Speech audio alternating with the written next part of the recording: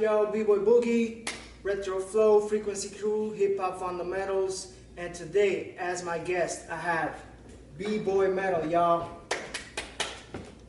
What's up, everybody? What's up? This is Metal, representing with Boogie, Hip Hop Fundamentals, RepStyles Crew, Section 31 B-Boys, also head breaking coach over here at Move Makers Philly Studio, where we are right now.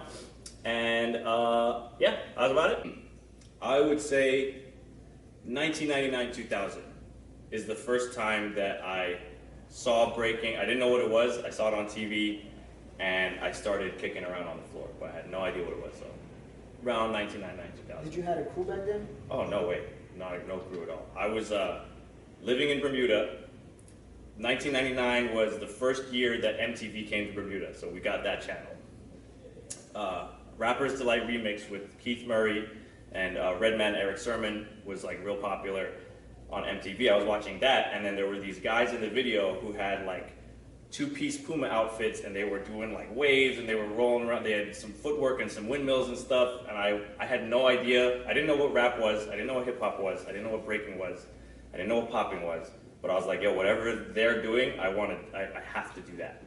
And it turns out that was Ken Swift, Crazy Legs, I think Fever One was in that, I think Flowmaster was in that. But that was the first time that I saw like people on the floor doing stuff. RepStyles, we started in 2004. So we were, I think there was a little jam, actually not far from here, there was a little jam in Philly called Rock Right. Rock Right was like a little jam where the whole scene used to come together. Me, Ruckus, Lau, a couple other people who weren't in RepStyles then. But after that jam, we all went to Rittenhouse Square and we were just breaking. All the like real B-boys who were in real crews already, they were breaking on one side and they were arguing and there was all this beef and there was like aggressive and we were kind of like off to the side. From that cypher, we were just chilling. We're like, yo, let's make a crew with everybody who's in this cypher right now. And that turned into RepStyles. That's nice. Pretty much everybody was there. Basically everyone that had the same energy transformed. Exactly. The same group. Yep. Dope.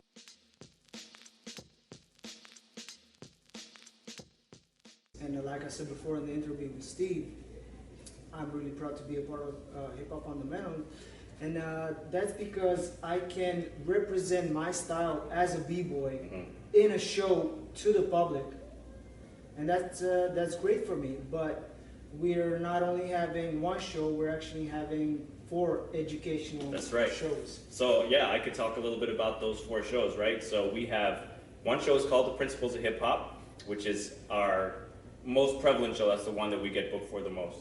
That one talks about the youth involvement in the history of hip-hop, so how hip-hop was created by young people in the Bronx. And second, we have a show called Civil Rights Movements, which is all about youth involvement in the American Civil Rights Movement in the 1950s and 60s. Right? A lot of people don't realize that really young people played a really important role in winning the Civil Rights Movement back then. And third, we have a show called The Laws of Physics, which is all about states of matter, molecular movement. I'm kind of like a science nerd, so that's one of my favorite ones because I get to talk about how different molecules move in different states and stuff like that. Energy, matter, all that good stuff. And then our most recent show that we created this year is called Hip Hop for Health, which is all about making healthy choices, trying to eat right, drink right, and move more is our main message. That one I'm also really proud of because that one flows more like a story. So you get to follow a kid going through a normal day at school.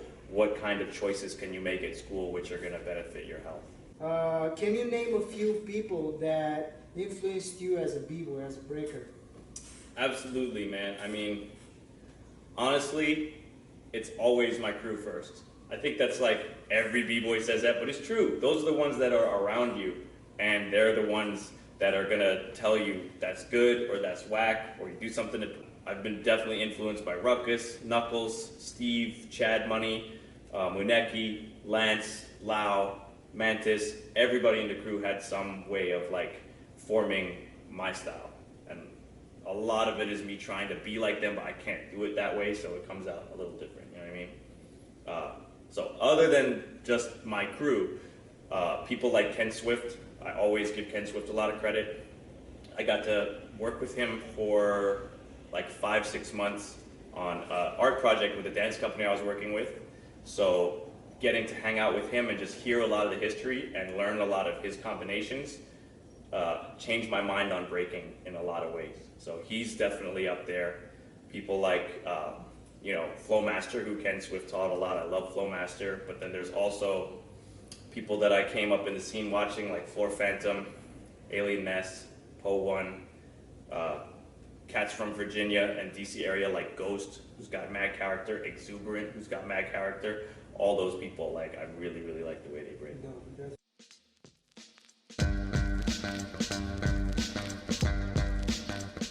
It's easier because they can handle more. Like, they don't get tired. So I just be like, do it again, do it again, do it again. And especially when they're really young, if you're like 5 to 8 years old, they love repetition. So they want to do it over and over and over. So a lot of the way that I teach is through drills, routines, and games. We play it, like, as long as you keep it kind of interesting, you can get little ones to do a lot of repetition.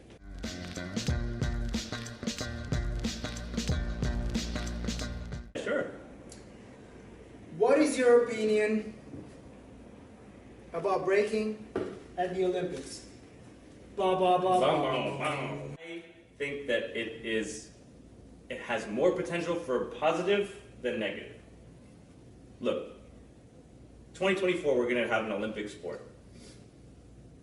Imagine now, past that, you could have B-boys have a full-time job as a high school breaking coach. Exactly. Right? Boogie, you could be a breaking coach at a high school because now it's a recognized sport. You could have division teams of a college level team, high school level team. I understand what people are saying, like, we're going to lose the culture, we're going to lose a bit of the soul of the dance, but that's our job, number one, to make sure that we're teaching that.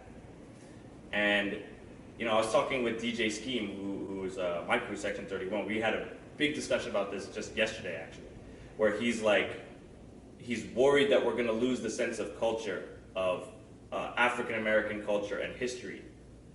My thing is, if we open the door this way, we're also going to open the door the other way, right? So even if it becomes less popular, right? Let's say it dies. That's when we're going to find out who's the real breakers.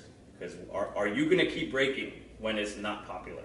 When people say, that's whack what you're doing, We've been here before. Who's going to keep breaking? Who's going to go with the trend? On point. Will it be you? Yo. This is B-Boy Boogie and B-Boy Metal. RepStyles Crew, Hip Hop Fundamentals, Section 31. Section 31.